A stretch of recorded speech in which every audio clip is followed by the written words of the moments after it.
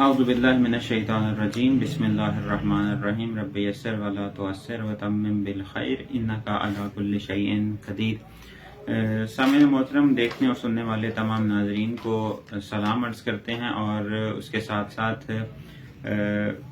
आज 40 दिन हो चुके हैं रहबर मुअज़्ज़म सैयद अली ख़ामनेई की शहादत को, और इस शहादत के 40 दिन के उन्वान से, चहलम के उन्वान से एक प्याम रहबर जदीद आयतुल्लाह उल उज़्मा सैयद मुज्तबा अली ख़ामनेई की तरफ से सादर हुआ है मतन की सूरत में। आज हम उस पैगाम को कवर करने की कोशिश करेंगे और देखेंगे कि उस पैगाम के अंदर खुद रहबर मुअज़्ज़म ने किन किन नुकात को जिक्र किया है और कौन कौन सी चीज़ों को हाईलाइट और वाज़े किया है, और कौन कौन से रोड मैप और कौन कौन से जो खतूत हैं हमारे लिए वाज़े किए हैं, ताकि हम उनको फॉलो करके एक मकाम तक पहुंच सकें कि जिस मकाम का नाम तमद्दन नवीन इस्लामी का ज़हूर और जिसका इख्तिताम ज़हूर इमाम ज़माना अज्जलल्लाहु ताला फ़रजहु शरीफ है। हमारे साथ इस पैगाम और मतन को आसान अल्फाज में आपके साथ पेश करने के लिए मौजूद हैं हुज्जतुल इस्लाम वल मुस्लिमीन आग़ाई अहमद फ़ातिमी साहब। हम उनको खुशामदीद अर्ज़ करते हैं और तहे दिल से मशकूर हैं कि उन्होंने वक्त निकाला। हम गुफ्तगू को इस तरीके से बयान करेंगे, इस तरीके से आगे लेके चलेंगे कि वो नुकात के जो कलीदी हैं जहां तक मुमकिन हो सका इंशाअल्लाह हम मुख्तसर लेकिन मुफीद अंदाज में आप की समातों की नज़र करेंगे। तो हम अपने मेहमान की तरफ चलते हैं और गुफ्तगू का आगाज करते हैं। सबसे पहले उनको सलाम अर्ज करते हैं और उनसे जानने की कोशिश करेंगे कि आज का जो पैगाम है खुद रहबर मुअज़्ज़म का वो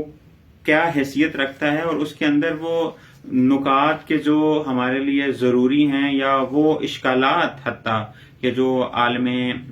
इस्लाम के ऊपर या इंटरनेशनल मीडिया के ऊपर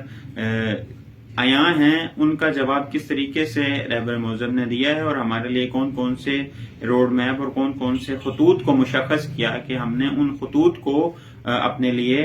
वाज़े करना है और उनके ऊपर चलना है। बिस्मिल्लाहिर्रहमानिर्रहीम। सबसे पहले आपका शुक्रिया और रोज़े चहलमीन शहादत रहबर फ़कीद रहबर अज़ीमुश्शान सैयद अली ख़ामनेई क़ुद्दस सिर्रों की मुनासबत से आलम इस्लाम और बिलख़ास हज़रत हुज्जत अज्जलल्लाहु फ़रजहु शरीफ की बारगाह में हदिया तस्लियत और ताज़ियत पेश करते हैं। आज जब इस जंग को जो 10 रमज़ानुल मुबारक को शुरू हुई 40 दिन हो चुके हैं, इस नहज़त को, इस बेदारी को, इस तहरीक को जो जमहूरी इस्लामी के अंदर इस खून शहीद की वजह से आगाज़ हुई, उसको 40 दिन हो चुके हैं। और 40वें दिन एक जानिब रहबर मुअज़्ज़म रहबर शहीद का चहलम है, दूसरी जानिब 40 दिन की मुकावमत है मिल्लत ईरान की, और तीसरी जानिब आलमी इस्तेमार और शैतान बुजुर्ग की जानिब से इस्लामी जमहूरिया पाकिस्तान के तवस्सुत से एक आतिशबस और एक जंग बंदी की पेशकश की गई जो कई दिनों से जारी थी, और उसको कबूल किया शैतान बुजुर्ग के नुमाइंदे ने कि उन्हें ये आतिश बस और जंग बंदी कबूल है। और इसके साथ ही एक और चीज सामने आती है, और वो रहबर मुअज़्ज़म आयतुल्लाह सैयद मुज्तबा हुसैनी ख़ामनेई हफ़ज़हुल्लाह का पैगाम है जो मतन की सूरत में नश्र किया गया रोज़े चहलमीन शहादत रहबर सैयद अली ख़ामनेई क़ुद्दस सिर्रों के उन्वान से। अब ये सारी चीजें जब जमा हुई तो जो सबसे पहला इश्काल ज़हनों के अंदर या शुबहा मौजूद था वो ये कि रहबर मुअज़्ज़म सैयद मुज्तबा ख़ामनेई पर ये जंगबंदी मुसल्लत की गई है, तहमील की गई, यानी रहबर मुअज़्ज़म सैयद मुज्तबा ख़ामनेई जो हैं वो इस जंगबंदी सीज़फायर को कबूल नहीं कर रहे थे और वो मुसलसल इस जंग को आगे बढ़ाना चाहते थे, लेकिन ये उन पर थोपी गई है और कुछ अनासिर की वजह से उन्होंने इसको कबूल कर लिया है। ये एक बड़ा शुबा था जो कि मिल्लत और रहबरियत के दरमियान और वो अवामी तहरीक जो ईरान के अंदर खड़ी हुई और इनकलाब दुव्वम 1979 के बाद देखने को आया اس کے اندر ایک بہت بڑی دراڑ بن سکتا تھا، اور اسی طرح ایران کی سرحدوں سے، جغرافیائی سرحدوں سے باہر نظام اسلامی کی نظریاتی سرحدوں کے اندر جہاں بھی مومنین موجود ہیں ان کے اندر بھی ایک سوالیہ نشان بن کر کھڑا ہو رہا تھا۔ تو رہبر معظم سید مجتبی خامنہئی نے اس شبہے کا جواب اپنے پیغام میں دیا، اور آپ یہ فرماتے ہیں مفہوماً اس طرح سے اس متن کا مفہوم کہ یہ جو ہم ابھی تک پہنچے ہیں 40 دنوں میں، یہ جتنی ہم نے جہاد کیا، مقاومت کی، اور مقاومت کے نتیجے میں استکبار جہان کو گھٹنے ٹیکنے پر مجبور کر دیا، اور اس کے تمام اثاثوں اور مفادات جو خطے میں تھے اسرائیل سمیت، ان سب کو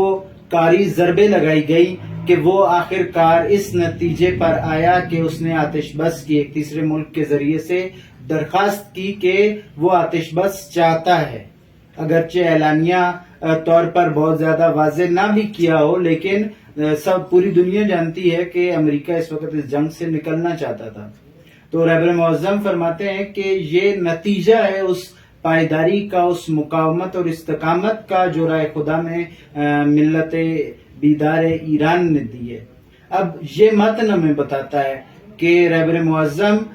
کی نظر میں یہ سیز فائر تحمیلی نہیں ہے، رہبر معظم پر تھوپا نہیں گیا، بلکہ آپ اس کو اپنی بصیرت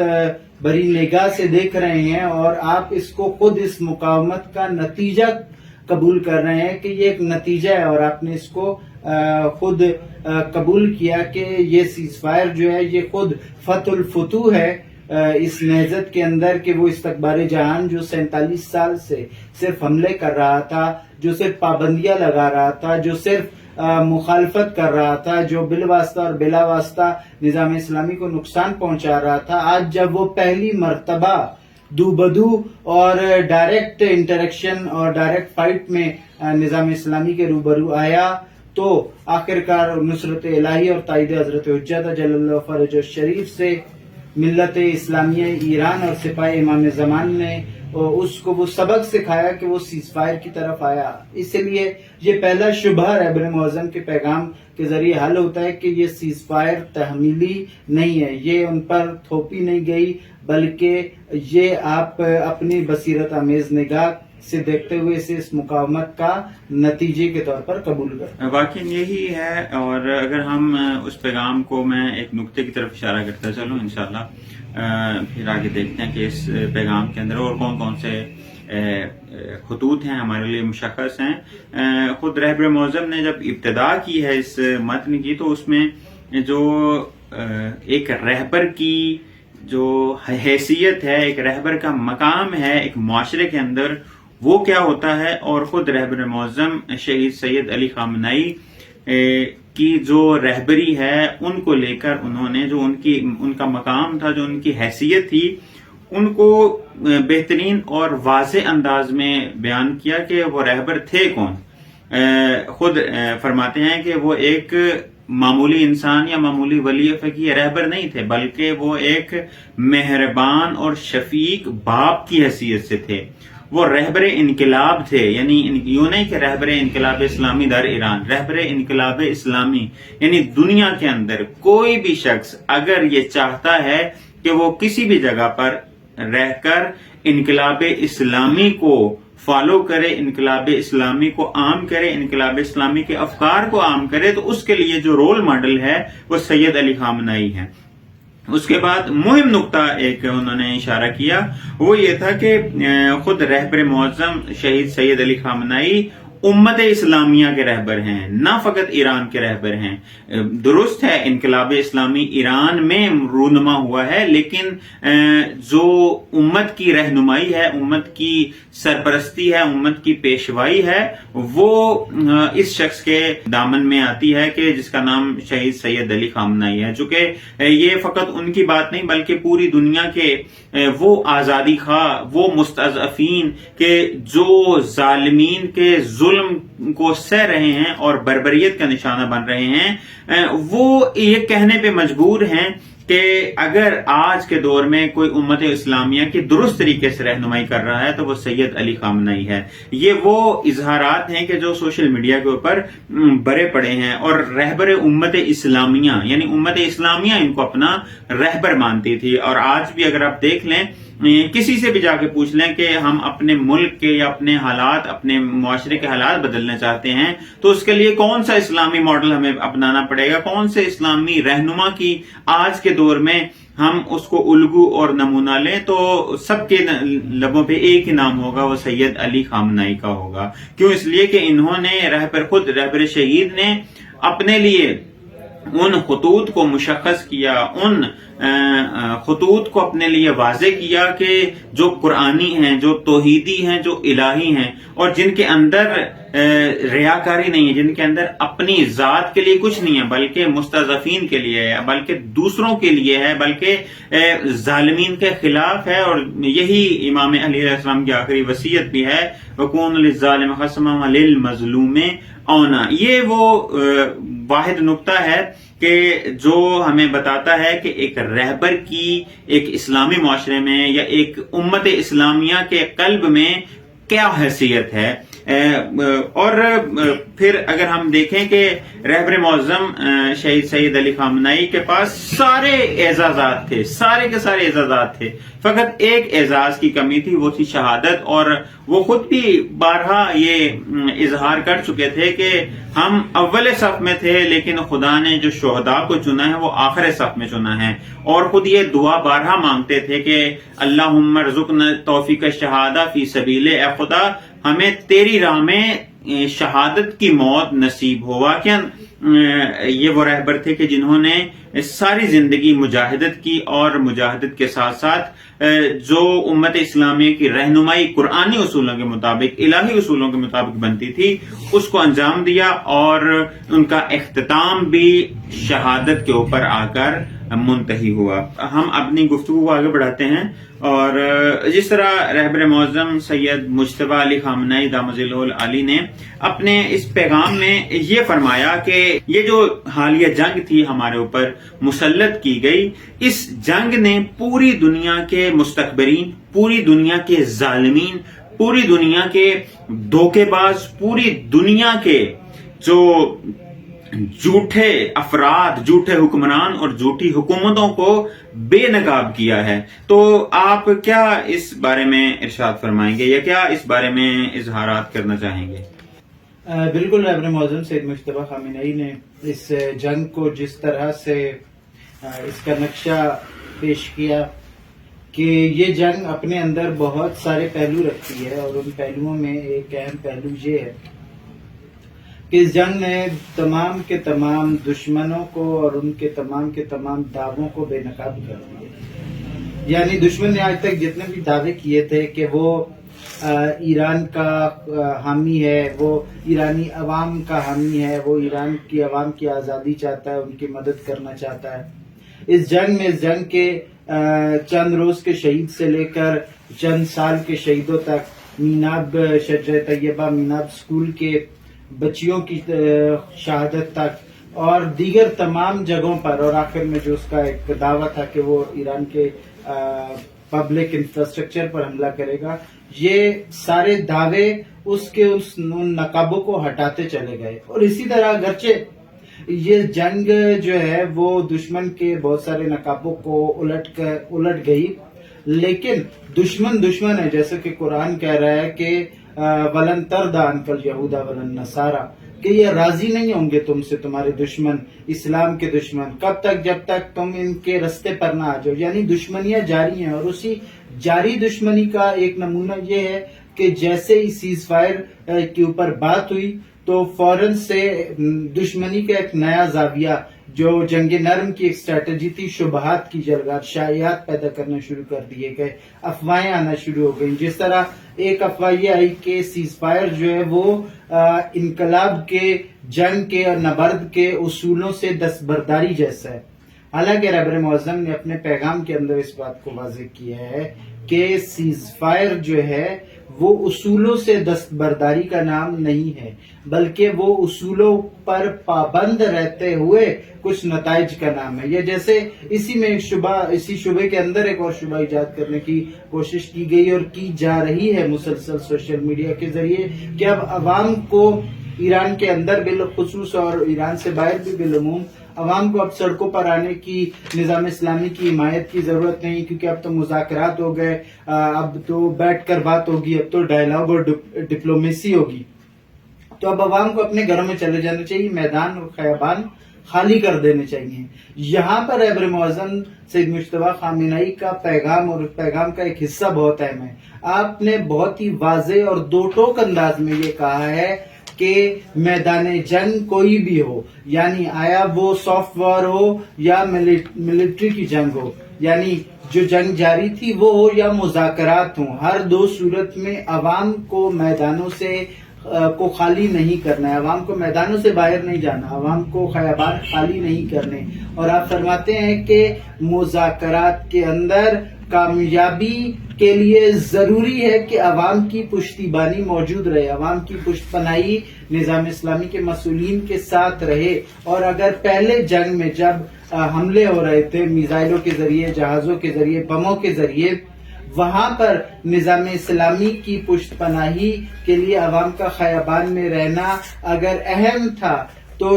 آج مذاکرات کے اس دور کے اندر جب ظاہراً مثلاً اس طرح میزائل نہیں گر رہے اور یہ ایک زیادہ پیچیدہ جنگی صورتحال ہے، وہاں پر عوام کا میدان میں رہنا اور زیادہ ضروری ہے. میں یہاں پہ مقصد ایک نقطہ ایڈ کرتا چلوں. دیکھیں، میڈیا کے اندر یا سوشل میڈیا کے اوپر یا اسٹریم میڈیا کے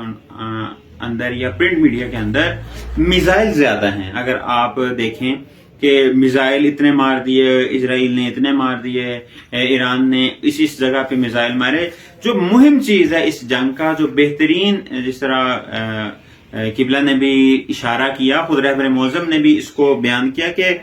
حضور در صحنے، یہ رہبر معظم شہید سید علی خامنہئی کے ہمیں خطبات میں جگہ جگہ نظر آتا ہے کہ مردوں میں غیور و مردوں میں وفادار جب تک میدان میں ہیں اس قوم کو کوئی بھی شکست نہیں دے سکتا. حضور در صحنے فقط یہ کہ جو دشمن نے منصوبہ بندی کی ہوئی ہے، فقط یہ ہوتا ہے کہ بعض اوقات وہ منصوبہ بندی آپ کیا کریں، فقط میدان میں آ کے کھڑے ہو جائیں. یہ کھڑا ہونا ہی اس منصوبہ بندی کو کیا کر دیتا ہے، ختم کر دیتا ہے. تو سوشل میڈیا کے اوپر جو مہم چیز ہے وہ دکھائی جا رہی ہے کہ جی اتنے میزائل مار دیے، اتنے میزائل مار دیے، جبکہ ان میزائلوں کے پیچھے جو اصل فورس اور اصل قوت ہے وہ لوگوں کا میدان میں حاضر ہونا ہے. یہ جو لوگوں کا میدان میں حاضر ہونا ہے، یہ حضور در میدان، حضور در صحنے واقعاً وہ کلیدی کردار ادا کر رہا تھا اس جنگ کے اندر، کہ جو محاذ کے اوپر تھے ان کو حوصلہ دے رہا تھا، جو محاذ کے اوپر تھے ان کو قوت بخش رہا تھا. میں نے بارہا اس نقطے کو کئی جگہ پہ عرض کیا ہے کہ جنگ دو محاذوں کے اوپر تھی. ایک وہ کہ جو دشمن نے محاذ کھولا اور اٹیک کیا، ایک فورس جس طرح کے لانچر کے پیچھے، ایک فورس کے جو اسلحے کے پیچھے جو اسلحہ چلا رہی تھی یا بٹنوں کو دبا رہی تھی، اور دوسری فورس جو تھی وہ ایران کے ٹوٹلی میدانوں کے اندر تھی، شہروں کے اندر تھی. اس کا نتیجہ یہ ہوا، اس کا نتیجہ اور اس کا اثر یہ تھا کہ خود عوام حاضر تھی اور یہ جنگ فوج لڑ رہی تھی اور عوام لڑ رہی تھی. لیکن آپ انٹرنیشنل میڈیا دیکھ لیں، نیشنل میڈیا دیکھ لیں، اس چیز کا کسی بھی جگہ پہ تذکرہ نہیں ہے کہ عوام نے کیا کردار ادا کیا، عوام نے کیا رول ادا کیا، یا عوام کس طریقے سے باہر نکلی. آپ دیکھ لیں سوشل میڈیا کے اوپر چہلم کے عنوان سے فقط میڈیا نے کیا کیا، کوریج دی اس کو کہ چہلم کے دوران اتنی عوام، اتنے لوگ نکلے، یا جس دن شہادت ہوئی تو عوام نکلے. یہ 40 دن تک، یا میں یوں کہوں کہ اب تک، روز اول سے لے کے اب تک یہ قوم میدانوں کے اندر ہے، اور یہ جو عوام ہے انہوں نے کیا کیا، اپنا کردار مکمل طور پر بھرپور طریقے سے ادا کیا، کہ جس کی وجہ سے فوج کے ارادے نہ صرف کبھی نہیں ہوئے بلکہ ان کے ارادے بالا ہو گئے، اور انہوں نے اس عزم کا اظہار کیا اور عملاً اس کو اپلائی کیا کہ کس طریقے سے اگر عوام آپ کے ساتھ ہو تو آپ دنیا کی سپر پاور کو بھی گھٹنے ٹیکنے پہ مجبور کر دیتے ہیں. میں ایک اور نقطہ کی طرف اشارہ کرتا چلوں جو اس پیغام کے اندر تھا اور انشاءاللہ ہم پھر اگلی گفتگو میں اس کو مزید کھولیں گے کہ جس طریقے سے رہبر معظم سید مجتبی علی خامنہئی نے یہ بیان کیا کہ معمولاً یہ ہوتا ہے کہ دنیا کی اندر جتنی بھی تحریکیں ہیں، عالمی تحریکیں ہیں یا دنیا کی عالمی افواج ہیں، عالمی عسکری ونگ ہیں، اگر ان کے لیڈران یا ان کے سربراہان کو شہید کر دیا جائے یا وہ اس دنیا سے چلے جائیں تو قومیں سستی کا شکار ہو جاتی ہیں، قومیں کمزور پڑ جاتی ہیں اور بعض کا تو ایسا ہوتا ہے کہ نتیجہ اس مقام پہ آتا ہے کہ وہ قومیں ان کو نابود کر دیتے ہیں دشمن. لیکن رہبر معظم شہید سید علی خامنہئی کی شہادت نے نہ صرف اس قوم کو، نہ صرف ملت اسلامیہ کو زندہ نہیں کیا بلکہ بیدار تر اور زندہ تر کر دیا.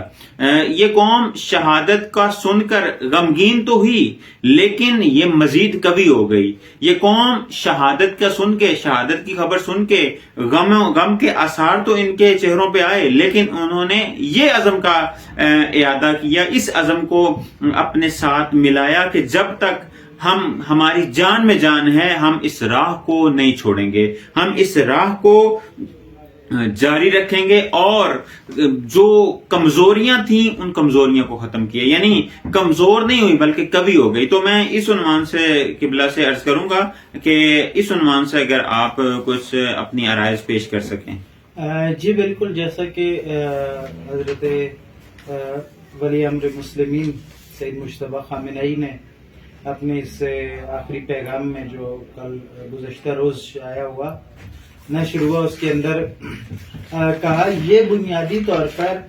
دنیا اور یعنی دنیا کی قوموں اور امت اسلامی یا دنیاوی معیارات پر جینے والوں اور قرآنی معیارات پہ جینے والوں کا ایک بنیادی فرق ہے. اگر ہم اس کو دیکھیں کہ دنیا یہ سوچ رہی تھی، مثلا امریکہ کا یہ پلان تھا، اسرائیل کا یہ پلان تھا کہ ہم جو مرکزی شخصیات ہیں ان کو شہید کر دیں گے اور نتیجہ کیا نکلے گا کہ جو نظام ہے وہ ختم ہو جائے گا، عوام نظام کے خلاف نکل آئے گی اور نظام خود بخود ختم ہو جائے گا. کیونکہ مرکزی شخصیات جب نہیں رہتی، جس طرح کسی بلڈنگ کے اگر آپ پلر نکال دیں تو وہ چھت خود بخود گر جاتی ہے. ظاہری طور پر ایسا ہی ہے، دنیا میں کہیں بھی ہوتا جمہوری اسلامی کے علاوہ اتنا بڑا سانحہ کہ ان کی رہبریت اور ان کے سارے بڑے فوجی جرنیل شہید کر دیے جاتے 8 ماہ کے عرصے میں، جو 12 روزہ 12 روزہ جنگ کے بعد سے ابھی تک وہاں شہادت ہیں، تو وہ نظام گر جاتا، وہ حکومت ختم ہو جاتی. لیکن وہ نظام جو قرآن کی بنیاد پر قائم ہے، مثلا آج میں دیکھ رہا تھا پاکستانی میڈیا پرسن جو ہے وہ ٹی وی چینل پہ مسلسل یہ بات کر رہے تھے کہ ایران کا نظام اس سے بہت زیادہ پیچیدہ ہے، کئی لیئرز پر مبنی ہے جتنا ابھی تک دنیا سمجھی ہے اور اس لیے نہیں گرا، اور ایران کے نظام کے اندر بہت ساری لیئرز ہیں، سٹیپس ہیں، اس وجہ سے وہ نظام شہادتوں کے باوجود نہیں گرا. لیکن اس میں ایک اہم نقطہ جو ابھی تک پرنٹ میڈیا یا الیکٹرانک میڈیا پر بھی اس طرح سے اجاگر نہیں ہو سکا، وہ یہ ہے کہ ایران کا جو نظام کئی لیئرز پر مبنی ہے اور ایران کا جو نظام شہادتوں کے باوجود نہیں گرا، یہ نظام اس کی بنیاد کہاں سے لی گئی؟ یہ نظام قرآن سے لیا گیا. یہ نظام تسلسل اور تجلی ہے ولایت اہل بیت علیہ السلام کی، وہ نظام جو اللہ تعالیٰ نے نازل کیا، جسے رسول اللہ نے نافذ کیا اور اپنے بات کے لیے ابلاغ کیا. مثلا میں ایک مثال دوں آپ کو، قرآن مجید کی ایک آیت جو سیکنڈ لاسٹ آیت ہے یا بلکہ لاسٹ آیت ہے قرآن مجید کی نزول کے اعتبار سے، وہ کہاں سے شروع ہوتی ہے کہ الیوم یئس الذین کفروا عن دینکم، کہ آج کافر تمہارے دین سے مایوس ہو گئے. کیوں مایوس ہو گئے؟ کیونکہ تمہیں نے ایک ایسا نظام خدا نے دے دیا، الیوم اکملت لکم دینکم واتممت علیکم نعمتی ورضیت لکم الاسلام دینا. اب ہوا کیا؟ یعنی کفار کا کیا سوچ تھی رسول اللہ کے زمانے میں کفار کی یہ سوچ تھی کہ چلو ابھی مسلمانوں کی حکومت ہے، کچھ عرصہ مسلمانوں نے جنگیں لڑی، لیکن بہرحال محمد صلی اللہ علیہ وآلہ وسلم انسان ہیں اور آخرکار انہیں بھی اس دنیا سے جانا ہے. جیسے ہی وہ اس دنیا سے جائیں گے تو اس کے بعد اسلام ختم ہو جائے گا، کیونکہ اسلام کی اس زمانے میں مرکزی شخصیت کون ہے، اور اسلام کی کلی طور پہ مرکزی شخصیت کون ہے؟ رسول اللہ صلی اللہ علیہ وآلہ وسلم کی ذات اقدس. لیکن قرآن یہ کہہ رہا ہے کہ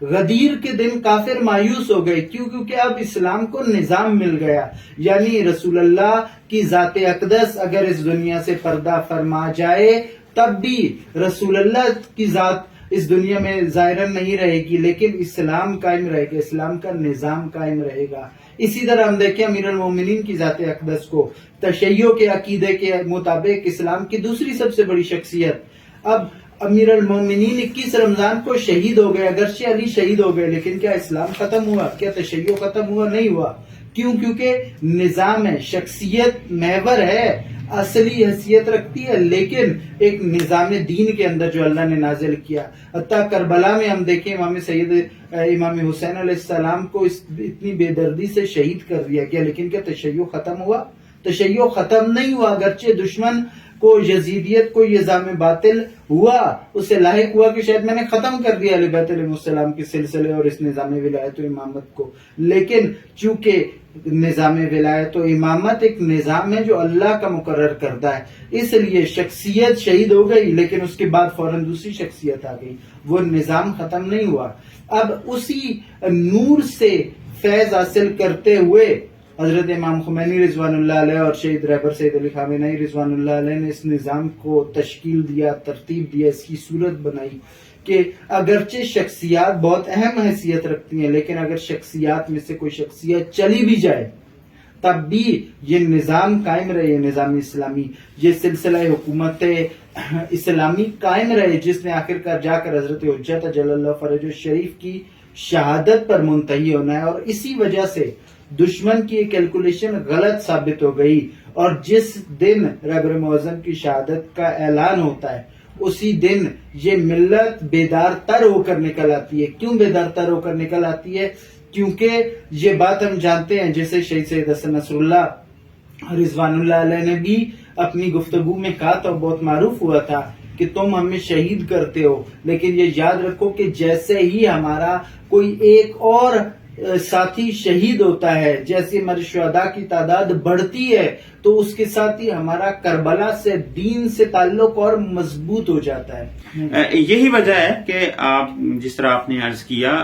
میں اس کو تکمیل کروں، انشاءاللہ اگلی گفتگو میں ہم اس مزید بیان کو کھولیں گے کہ خود یہ جو جملہ ہے کہ کربلا سے ہمارا رشتہ اور مضبوط ہو جاتا ہے، امام خمینی بھی اسی چیز کی طرف ناظر ہیں کہ ماں ہرچ داریم از سید الشہداء داریم، ہمارا جو کچھ بھی ہے وہ امام حسین علیہ السلام کے توسط سے ہے. ہم ماں ہرچ داریم از محرم و سفر داریم، یعنی ہم نے جو کچھ بھی لیا ہے، جو کچھ بھی ہمارے پاس ہے، وہ محرم اور سفر کے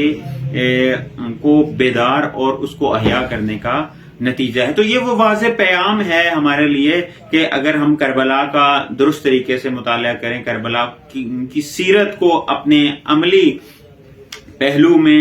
اجاگر کریں، اپنی عملی زندگی میں لاگو کریں، تو واقعا ہم بھی کربلا سے فقط لنگر نہیں بلکہ ہم نظام بھی لے سکتے ہیں. ہم کربلا سے فقط بیٹے نہیں بلکہ ان بیٹوں کو کربلا کی راہ میں قربان بھی کر سکتے ہیں. اور یہ آخری نقطہ کہ جس طریقے سے